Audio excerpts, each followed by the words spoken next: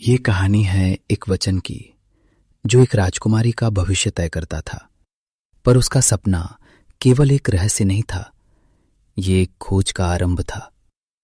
एक विवाह के लिए 3 असंभव प्रश्न। वो कौन सा वृक्ष है जो बिना जड़ के फलता है?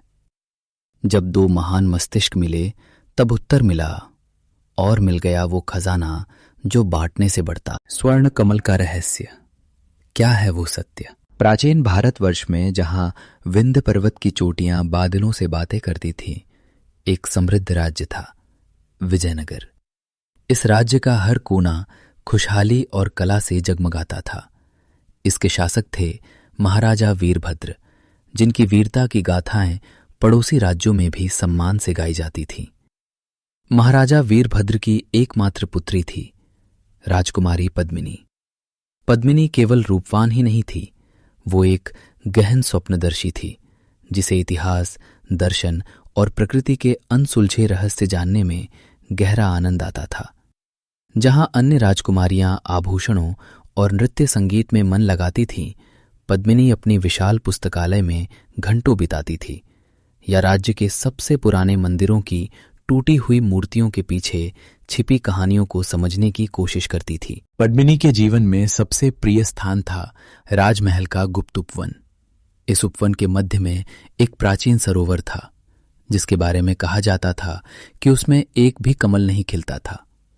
एक रात जब आसमान में पूर्णिमा का चांद अपने पूरे यौवन पर था, पद्मिनी ने एक अद्भुत स्वप्न देखा। उसने देखा कि उसी सरोवर के केंद्र से एक स्वर्ण कमल, सोने का कमल, निकला है, और उसकी स्वर्णिम आभा में एक युवा पुरुष का चेहरा दिखाई दे रहा है। उस चेहरे पर ज्ञान की चमक थी और आंखों में अटूट साहस। जब पद्मिनी जागी तो उस स्वप्न ने उसे बेचैन कर दिया।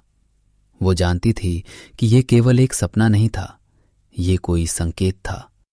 उसने अपने सबसे विश्वसनीय और ज्ञानी गुरुदेव आचार्य चाणक्यनंद से इस स्वप्न का अर्थ पूछा। आचार्य ने गंभीरता से माथा टेका। उन्होंने कहा, राजकुमारी, स्वर्ण कमल केवल एक फूल नहीं है, यह सत्य का प्रतीक है जो सबसे कठिन परिस्थितियों में ही प्रकट होता है। और जो पुरुष आपने देखा है वो किसी और राज्य का राजकुमार आदित्यवर्धन है। वो महान मिथिला साम्राज्य का उत्तराधिकारी है, जिसे आपके पिता ने वर्षों पहले एक शर्त के कारण अपनी बेटी से विवाह न करने का वचन दिया था।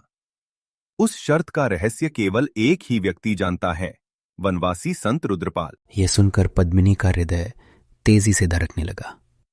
उसका भविष्य एक ऐसी शर्त से बंधा था जिसके बारे में उसे कुछ नहीं पता था, और उसका स्वप्न अब एक खोज बन चुका था। उधर पड़ोसी राज्य मिथिला में राजकुमार आदित्यवर्धन अपने पुस्तकालय में अपने पूर्वजों की प्राचीन पोथियां पढ़ रहा था। आदित्यवर्धन को युद्ध कला और शासन नीति में महारत हासिल थी, लेकिन उसकी रुचि भी अनसुलझे रहस्यों और प्राचीन विद्याओं में थी। एक दिन आदित्यवर्धन को अपने दादाजी की एक गुप्त डायरी मिली। उसमें महाराजा वीरभद्र और मिथिला के पुराने राजा के बीच हुए एक गुप्त समझौते का उल्लेख था। समझौते के अनुसार महाराजा वीरभद्र ने कसम खाई थी कि वो अपनी बेटी का विवाह मिथिला के राजकुमार से तब तक नहीं करेंगे जब तक कि मिथिला का राजकुमार 3 असंभव प्रश्न के सही उत्तर न खोज ले। ये प्रश्न क्या थे, इसका उल्लेख डायरी में नहीं था। बस इतना लिखा था कि उत्तर रुद्रपाल के आश्रम में मिलेंगे। आदित्यवर्धन समझ गया कि पद्मिनी से विवाह करने का रास्ता, जिस राजकुमारी की बुद्धिमत्ता के चर्चे उसने सुने थे, आसान नहीं होगा।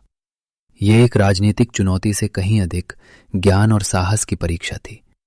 उसने तुरंत अपने पिता से आज्ञा ली और अकेले ही एक साधारण यात्री के वेश में रुद्रपाल के आश्रम की खोज में निकल पड़ा। लंबी और कठिन यात्रा के बाद आदित्यवर्धन घने जंगल में स्थित संत रुद्रपाल के आश्रम पहुंचा। संत एक वृद्ध और शांत पुरुष थे, जिनकी आंखें अथाह ज्ञान से भरी थीं। मैं जानता था कि तुम आओगे, मिथिला के राजकुमार।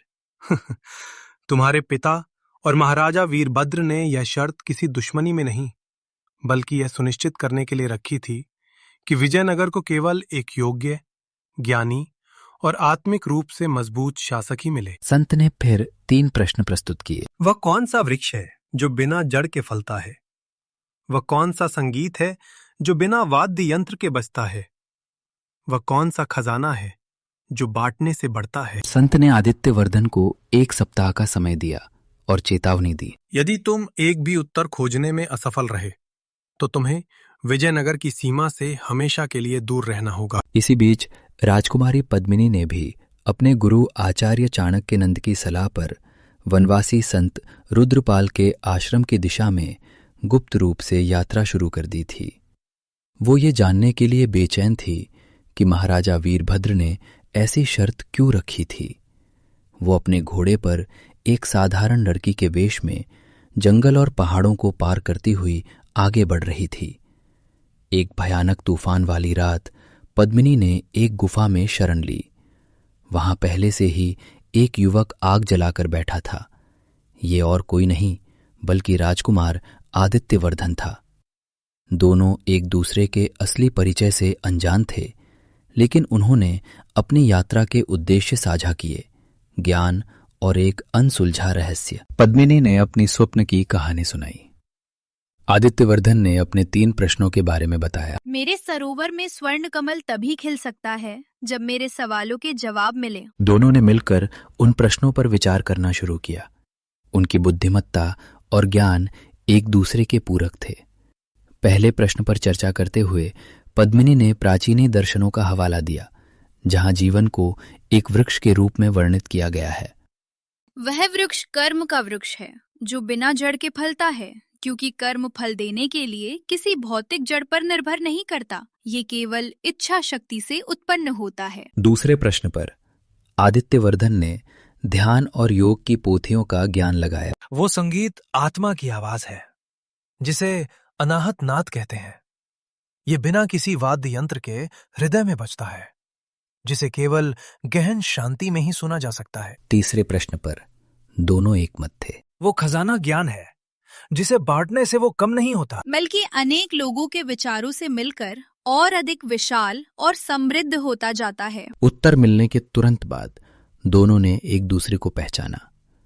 पद्मिनी ने अपनी पहचान बताई और आदित्यवर्धन ने अपना परिचय दिया। उनका मिलन नियति द्वारा लिखा गया था, ठीक वैसे ही जैसे पद्मिनी ने स्वप्न में देखा था। अगले दिन वे दोनों संत रुद्रपाल के पास पहुंचे और तीनों उत्तर प्रस्तुत किए। संत रुद्रपाल ने मुस्कुराकर उन्हें आशीर्वाद दिया और उन्हें वापस विजयनगर जाने की अनुमति दी। जब पद्मिनी और आदित्यवर्धन विजयनगर पहुंचे तो महाराजा वीरभद्र उनके सामने खड़े थे। राजा पहले तो एक साधारण यात्री और अपनी बेटी को एक साथ देखकर क्रोधित हुए, लेकिन जब आदित्यवर्धन ने तीनों प्रश्नों के सही उत्तर और संत रुद्रपाल का आशीर्वाद प्रस्तुत किया तो महाराजा का हृदय गर्व और प्रसन्नता से भर गया। बेटा आदित्यवर्धन, मैंने ये शर्त इसलिए रखी थी ताकि मैं ये जान सकूं कि तुम केवल एक राजकुमार नहीं बल्कि एक दार्शनिक राजा हो। मुझे खुशी है कि तुमने मेरी पुत्री के साथ मिलकर न केवल इन प्रश्नों को सुलझाया बल्कि ये भी सिद्ध कर दिया कि तुम दोनों की बुद्धिमत्ता और आत्मा एक दूसरे के लिए ही बने हैं। जैसे ही महाराजा वीरभद्र ने उन दोनों के विवाह की घोषणा की, एक चमत्कार हुआ। विजयनगर राजमहल के गुप्त उपवन में उसी प्राचीन सरोवर के केंद्र से एक स्वर्ण कमल की स्वर्णिम कली धीरे धीरे खुली। उसकी आभा इतनी तीव्र थी कि उसने पूरे महल को सोने के रंग से नहला दिया। पद्मिनी का स्वप्न सच हो चुका था। ये इस बात का प्रतीक था कि सत्य, ज्ञान और प्रेम के मिलन से ही प्रकट होता है। राजकुमारी पद्मिनी और राजकुमार आदित्यवर्धन का विवाह बड़ी धूमधाम से हुआ। उन्होंने अपने राज्यों को ज्ञान, न्याय और समृद्धि की नई ऊंचाइयों पर पहुंचाया। उन्होंने एक ऐसा साम्राज्य बनाया जहां ज्ञान को सबसे बड़ा धन माना जाता था और जहां राजा रानी केवल तलवार से नहीं बल्कि अपनी बुद्धिमत्ता और लोगों के प्रति प्रेम से शासन करते थे।